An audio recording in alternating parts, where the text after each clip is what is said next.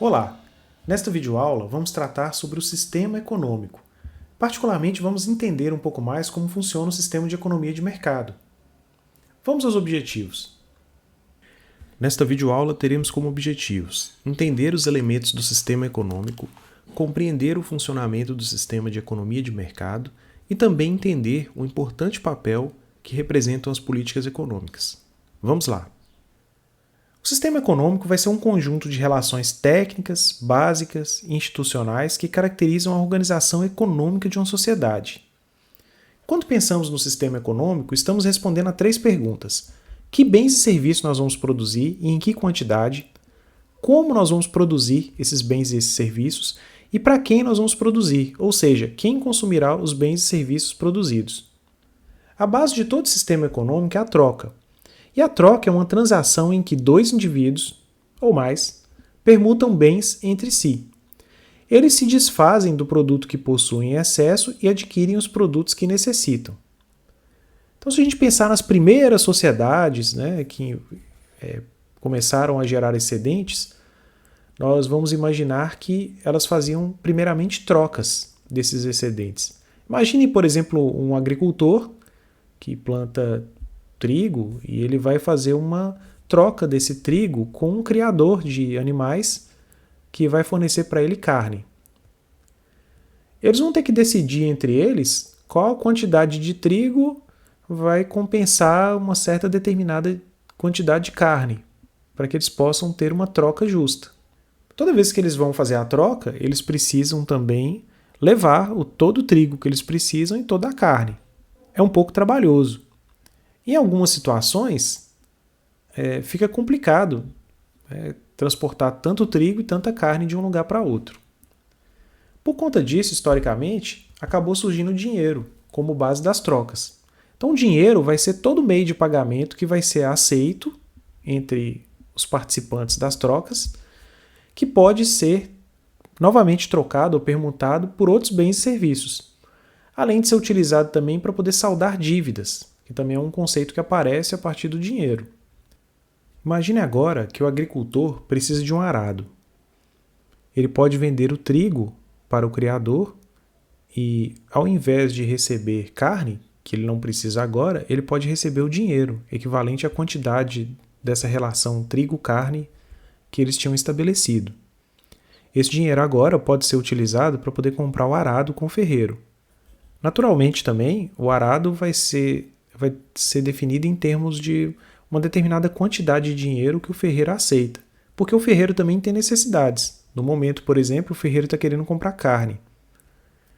Mas como o criador não precisa de um arado, então ele pode ser pago em dinheiro também. Dessa forma, o dinheiro consegue remunerar as trocas nas proporções do que cada um produz e consome. Essa é a lógica por trás do uso do dinheiro como meio de pagamento. Com a adoção do dinheiro, estabelecem-se mercados, e os mercados vão ficando cada vez mais complexos. Com o crescimento das cidades, até chegar ao contexto que temos hoje, os mercados vão se tornando cada vez mais importantes. E o mercado vai ser toda instituição social na qual bens ou serviços, assim como fatores produtivos, vão ser trocados livremente. Em todo mercado, a gente vai ter 2 tipos de agentes: os compradores, que a gente vai chamar também de demandantes, e os vendedores, que vão ser aqueles que vão ser os ofertantes. Esses compradores e vendedores vão geralmente definir um preço. O preço de um bem é sua relação de troca pelo dinheiro, ou seja, a quantidade de reais necessários para obter esse bem em troca de uma determinada unidade monetária. Em um mercado competitivo, 2 forças vão atuar sobre o preço: a demanda e a oferta. Quanto maior o preço de um bem, menor será a quantidade que o indivíduo estará disposto a comprar. E vice-versa. A expressão gráfica dessa relação é denominada curva de demanda individual.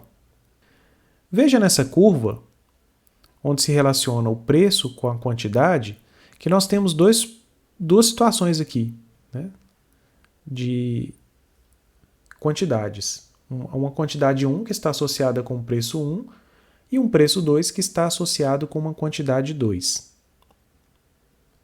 Como aqui o preço é menor, no preço 2, ele está aqui mais abaixo na reta, a gente consegue comprar uma quantidade maior. Veja que a quantidade é maior do que a quantidade 1. Na situação 1, a gente tem um preço mais alto. Então, a gente consegue comprar uma quantidade menor. É essa curva que representa essa relação que a gente acabou de explicar. A oferta é a relação numérica entre o preço do produto e a quantidade oferecida. A expressão gráfica dessa relação é conhecida como curva de oferta individual. Veja que aqui nós temos de novo uma determinada quantidade, 1, que vai ser maior, com preço menor, e temos uma quantidade 2 maior, em função de um preço também maior. Veja na figura que, à medida que eu aumento a quantidade, na situação Q1, nós tínhamos uma quantidade menor, que é a Q2, a quantidade 2. O preço também a ser pago por esse volume, por essa quantidade, vai subir proporcionalmente. Dizemos que ocorre um equilíbrio de mercado quando as curvas de demanda e oferta se encontram. E no ponto onde elas se encontram, que é um ponto de equilíbrio, nós temos o que nós chamamos de preço de mercado. Então, os demandantes e os ofertantes conseguiram acertar, em termos de preço e quantidade, uma situação que seja ideal para os dois. Nos mercados, podemos identificar algumas fases de alocação dos recursos. Os consumidores vão revelar suas preferências nos mercados ao comprar algumas coisas e não outras. Isso vai condicionar o que deve ser produzido pelas empresas. A concorrência entre diversos produtores em busca dos lucros decide como se devem produzir os bens. Quem está obtendo mais lucro quer dizer que otimizou melhor a produção e usou melhor os recursos. Então todo mundo busca ao mesmo tempo o menor custo possível, já que geralmente no mercado bem competitivo, todos os concorrentes utilizam o mesmo preço, ou preços muito próximos. Veja o caso, por exemplo, do leite, do arroz. Os preços são muito próximos e vai conseguir diferenciar talvez quem consegue ter um custo menor. A oferta e a demanda no mercado de fatores produtivos vão determinar para quem se deve produzir. No que se refere às formas de organização econômica, podemos identificar dois sistemas, o capitalista e o socialista. No sistema capitalista, que é o chamado sistema de economia de mercado, nós temos um princípio fundamental que é da propriedade privada e um princípio básico que é o da livre negociação pelas regras do mercado. O Estado deve proteger a posse dos bens, dos recursos pelas pessoas, sejam elas físicas ou jurídicas, e deve criar condições para que as pessoas possam negociar em diferentes mercados pelas regras que o próprio mercado estabelece. Já nas economias centralizadas, ditas socialistas, a propriedade é transferida ao Estado. Não existe o conceito de propriedade privada. E ao invés de haver uma livre negociação pelas regras do mercado, há, na verdade, um planejamento centralizado. Bom, como estamos num sistema de economia de mercado, é interessante a gente entender melhor como ele funciona. Num sistema de economia de mercado, aquelas famílias que possuem um excedente de capital ou possuem terras, provavelmente, por uma ação empreendedora, abrirão um negócio. Esse dinheiro que vai estar disponível, elas podem investir em empresas. Vai ser um insumo de capital. Essa terra que talvez essas famílias possuem poderá ser utilizada para plantar, no caso do agronegócio, ou poderão ser alugadas no mercado imobiliário, ou ainda poderão ser utilizadas para a construção das fábricas. As famílias que não têm esses excedentes, muito provavelmente vão trabalhar para poder sobreviver. Nesse caso, o trabalho delas será oferecido em um mercado de trabalho e será também um insumo para a produção, a mão de obra. As empresas vão então remunerar essas famílias mais abastadas que têm terra ou que têm dinheiro para investir por meio de aluguéis desses imóveis que elas disponibilizaram, ou por meio de juros e lucros, no caso quando elas emprestam dinheiro, por meio da compra de ações ou mesmo um empréstimo mesmo financeiro para esses negócios. e elas então vão receber uma renda. As empresas também vão remunerar por meio de salários aquelas famílias menos abastadas que trabalham, né, que constituem a classe trabalhadora, por meio do salário. Uma vez dispondo de bens, essas famílias poderão obter os bens e serviços que precisam, gastando parte dessa renda em um mercado de produtos finais. Esses produtos finais serão bens e serviços vendidos pelas empresas, que serão remuneradas por meio da receita de vendas, que elas operarão nesse mercado. Só fará sentido para essas empresas fabricarem produtos e serviços que, de fato, as famílias desejam. E como vimos, as necessidades são infinitas. O problema é que os recursos são finitos. Essa então é a dinâmica que ocorre em um sistema de economia de mercado, de forma bastante resumida.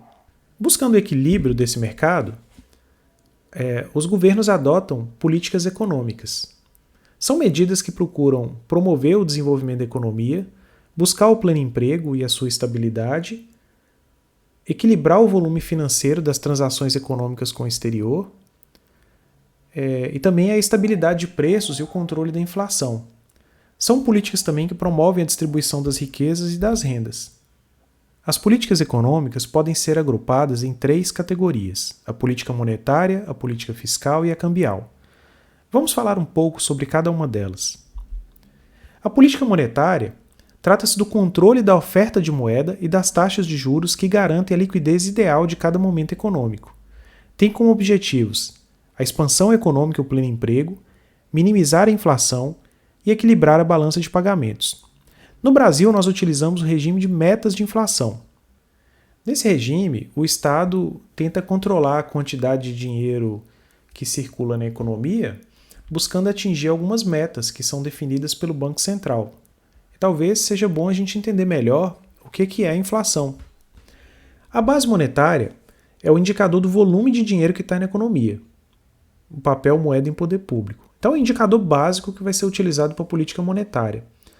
E é a variação da base monetária que vai ajudar a gente a entender os conceitos de inflação e deflação.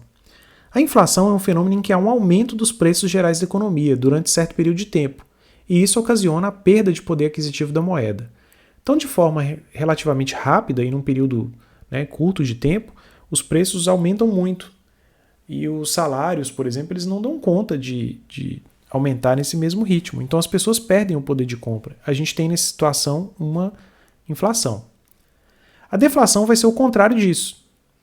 Quer dizer, a gente tem uma queda também abrupta de preços, que não é acompanhada também pelo movimento de compras. Então a gente acaba tendo o que a gente chama de recessão. As pessoas não compram. E é um problemão, talvez até pior do que a inflação. Só que é importante destacar também que deflação não é a mesma coisa que desinflação. Um processo inflacionário ele pode aos pouquinhos ir diminuindo. Essa redução que ocorre aos poucos, ela é a desinflação. Para poder medir a inflação, para a gente entender essas variações da nossa base monetária, nós temos alguns índices gerais de preços.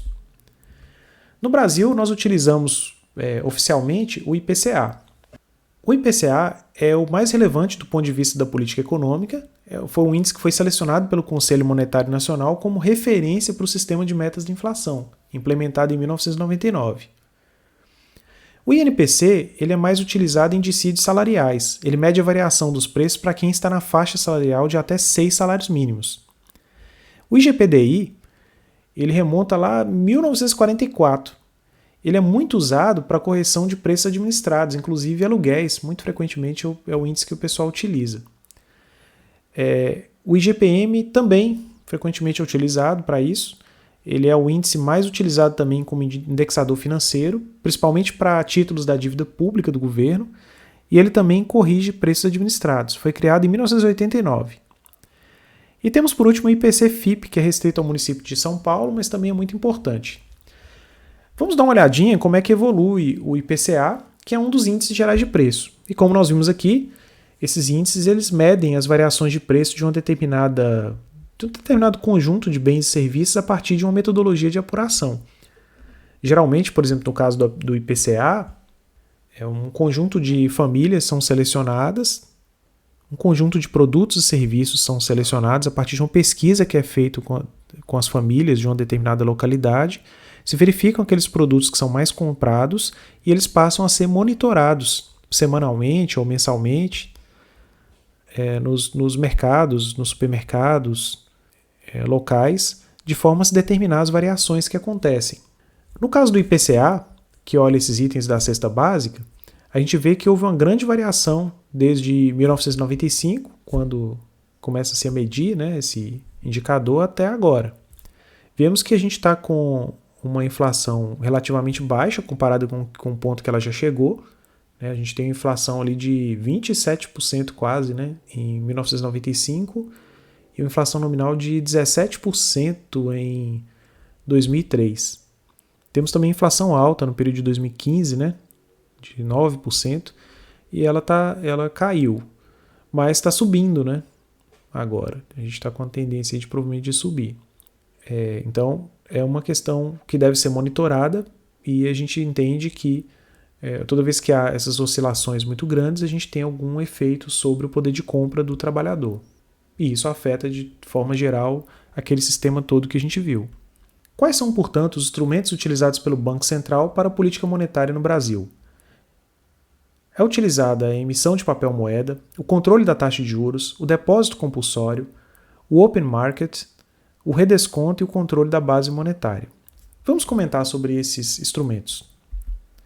A emissão de papel moeda é a forma primária de intervenção onde a gente emite moeda mesmo, dinheiro. É preciso ter um lastro para que não se provoque a inflação. E normalmente o lastro que se utiliza é a taxa de crescimento real da economia, o PIB, que nós vamos comentar logo mais. Situações em que a gente vai recorrer a esse instrumento. Quando a gente tem um gasto excessivo do governo, então ele precisa emitir mais dinheiro para ele poder cumprir com as suas compras, né?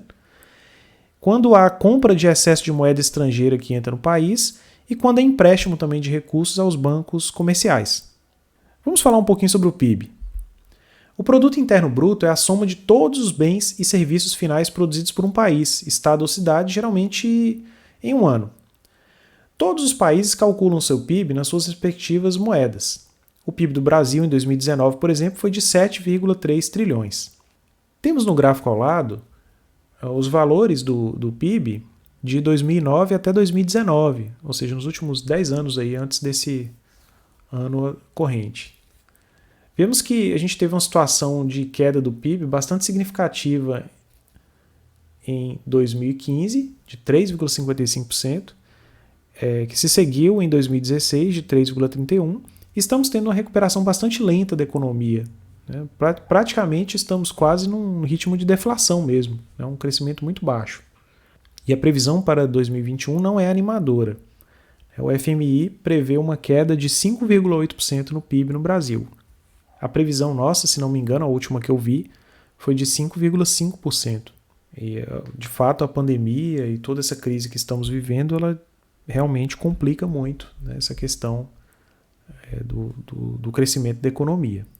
Outro mecanismo que pode ser utilizado é o controle da taxa de juros.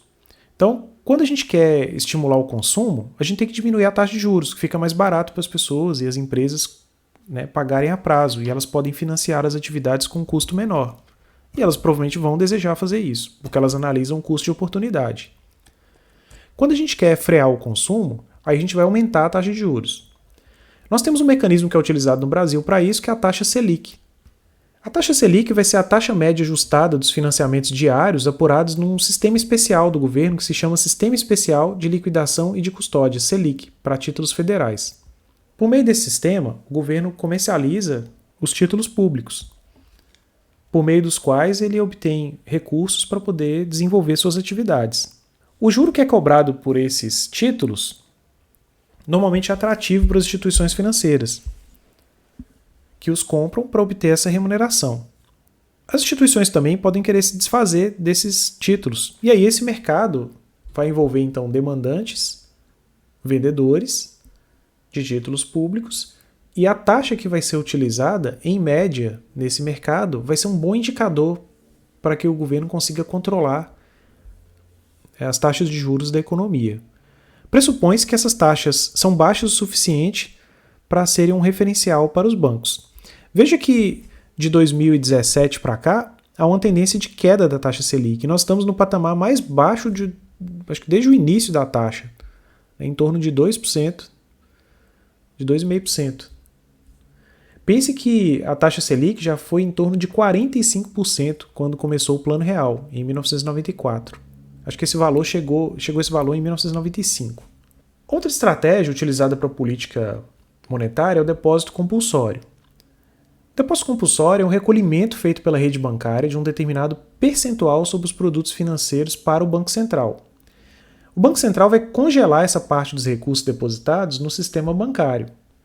Vão incidir algumas alíquotas sobre depósitos à vista, depósitos a prazo e cadernetas de poupança.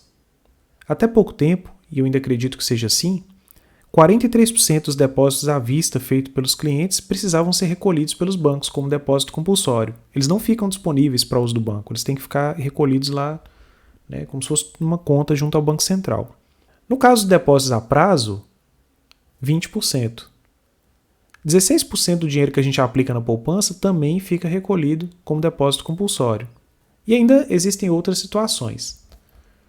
Então veja que é uma política que restringe, a quantidade de dinheiro que vai estar disponível. E aí o governo consegue regular essa relação de poupança, dinheiro disponível na economia. Outra estratégia é o open market, ou mercado aberto.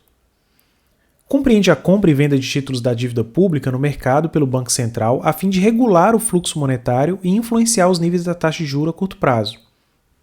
Como funciona, portanto? Imagine que, num determinado instante, o sistema financeiro do país esteja com a liquidez ótima, ou seja, existe uma boa relação entre depósitos e saques. Os bancos têm dinheiro suficiente para eventuais saques, e a quantidade depositada é adequada e a economia consegue funcionar bem. Pode ser que num segundo momento exista um excesso de depósitos. Aí o Banco Central precisa tirar uma parte do dinheiro que está depositado nos bancos e voltar ele para o mercado. Então como é que ele faz isso? O Banco Central vai retirar esses reais em excesso vendendo títulos públicos que ele tem, para tentar buscar essa liquidez ótima. Pode ser que aconteça num outro momento, ou em função dessa mesma política, um excesso de saques. Aí o Banco Central precisa devolver esse dinheiro para os bancos. Aí o que ele faz? Ele recompra os títulos públicos. Isso aí vai levando aos poucos a uma liquidez ótima de novo. Veja que quando essas transações acontecem entre bancos, nós vamos chamá-las de transações interfinanceiras. E aí o lastro que vai ter é o que é chamado de depósito interfinanceiro, ou DI. Outra operação também que o Banco Central pode utilizar é o redesconto. A ideia é oferecer um socorro mesmo aos bancos para eles atenderem necessidades momentâneas de caixa de curtíssimo prazo. Isso aí vai ser um último recurso que vai ser utilizado, e só em casos mais graves mesmo, quando o banco talvez está quebrando, e está numa situação de liquidez muito ruim. Bom, e a política fiscal? A política fiscal é aquela política de receitas, ou seja, está relacionada à carga tributária e despesas do governo. Vai ser responsabilidade do Congresso Nacional, que vai aprovar os orçamentos do governo federal. Geralmente o Congresso vai ter que decidir entre aumentar a carga tributária ou diminuí-la, e também decidir entre aumentar os gastos do governo ou diminuí-los. Quando ele decide por aumentar a carga tributária, provavelmente ele vai diminuir o consumo dos consumidores. Vai reduzir a atividade, os resultados mesmo das empresas, e os negócios ficam menos atrativos, as pessoas talvez não vão querer investir em determinados mercados. E vai reduzir a capacidade de investimento também das empresas, porque se reduz o fluxo de caixa, a quantidade de dinheiro que está disponível mesmo para investir ou para gastar. Quando o governo aumenta seus gastos, ele vai gerar uma demanda, ele vai movimentar a economia, vai aumentar o que a gente chama de demanda agregada. Mas vai também gerar, talvez, ou vai conduzir para um déficit no orçamento público, e o que vai aumentar a dívida pública. Então veja que é um equilíbrio difícil, entre aumentar ou diminuir a receita que o governo tem, que é a carga tributária, e as despesas que ele tem, que são seus gastos, que podem conduzir a um déficit. Quais serão os objetivos da política fiscal? Fornecer os bens públicos de forma equilibrada entre todos os entes da federação, que é uma função dita alocativa. Tem também uma função distributiva, a gente conseguir distribuir uma renda justa para a população e uma função também estabilizadora, né? A gente busca, com a política fiscal, aumentar o nível de empregos, estabilizar preços e obter uma taxa apropriada, adequada de crescimento. Nós temos então o superávit ou déficit fiscal primário, que vai indicar se os gastos administrados pelo setor público nos 3 níveis estão de fato dentro do limite das receitas. Então, o governo, ao fazer o orçamento, ele vai definir quanto que ele vai gastar e de onde ele vai tirar, qual vai ser a receita. Então, se há uma relação receita-despesa adequada, né, ou a gente tem mais receita, por exemplo, que despesa, a gente tem um superávit. Se a gente tem mais despesa que receita, a gente tem um déficit. Temos também um superávit ou déficit fiscal nominal, que representa o resultado primário mais os encargos dos juros da dívida nos 3 níveis. Então, se a gente tem um resultado maior do que as despesas, e aí nós estamos considerando nelas também os juros da dívida, aí nós temos um superávit. No caso contrário, temos um déficit. Essa questão dos juros da dívida é bem interessante e é uma questão importante que o governo precisa considerar. Para desenvolver todas as atividades previstas no orçamento, o governo precisa obter recursos, ele precisa arrecadar por meio dos tributos e ele vai precisar muitas vezes de obter financiamento. Ele vai financiar as atividades geralmente emitindo títulos da dívida, que vão ser, muitas vezes, negociados naquele mercado Selic que já comentamos, que é também um instrumento de controle monetário da economia. Também poderá recorrer a outras fontes de financiamento. E o custo dessa dívida, que vai estar muito atrelado ao sistema financeiro, especialmente os bancos, vai ser fundamental para poder definir uma situação de déficit fiscal ou não. Então, as decisões de onde obter as fontes de recursos são decisões importantes para o Congresso e ele precisa considerar isso quando planeja suas políticas. Nem sempre, talvez, os gastos são tão grandes assim. Talvez eles são mal financiados. Temos também uma terceira política, que é a política cambial. Refere-se à administração das taxas de câmbio, promovendo alterações das cotações cambiais e no controle das transações internacionais realizadas pelo país, as importações e exportações. Então estamos falando aqui mesmo da relação da nossa moeda com outras moedas, geralmente avaliada por meio das taxas de câmbio. E elas vão seguir vários padrões monetários. Alguns países vão adotar uma política monetária de câmbio fixa, eles vão atrelar o valor da moeda do país à moeda de outro país. Antes, lá de 1999, a gente, por exemplo, fazia isso, a gente atrelava uma moeda com outra, né? Era com dólar, se eu não me engano. E adotamos, a partir de 99, a taxa de câmbio flutuante, né? Que vai variar com a oferta e com a demanda, ou seja, com as compras e as vendas mesmo, que acontecem todos os dias de dólares ou de outras moedas, né, no mercado.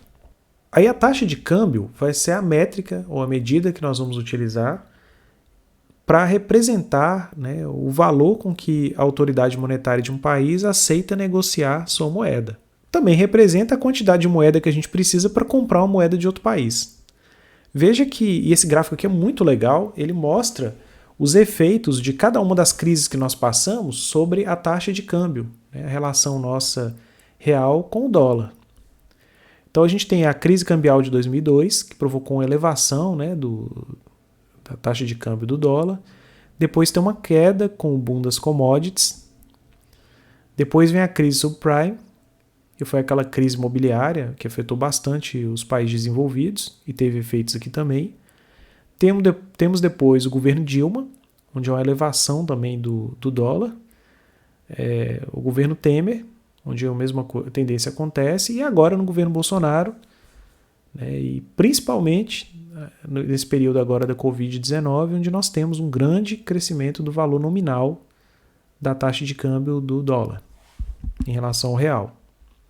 A política cambial ela tem que ser cuidadosamente administrada no que se refere ao seu impacto sobre a política monetária que a gente comentou, porque a taxa de câmbio tem uma forte relação com a taxa de juros dentro do país.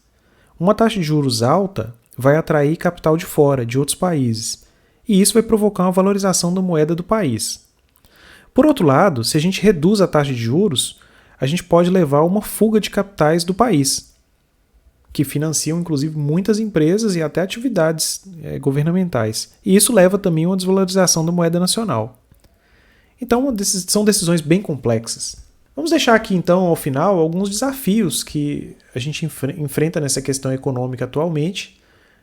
Um que é muito complexo é a decisão sobre crescer ou não e a associação do crescimento econômico com a relação da sustentabilidade, a discussão sobre desenvolvimento e subdesenvolvimento, o problema do desemprego, o grande conflito ideológico entre intervir mais na economia, o estatismo, né, versus o liberalismo, a formação de blocos econômicos.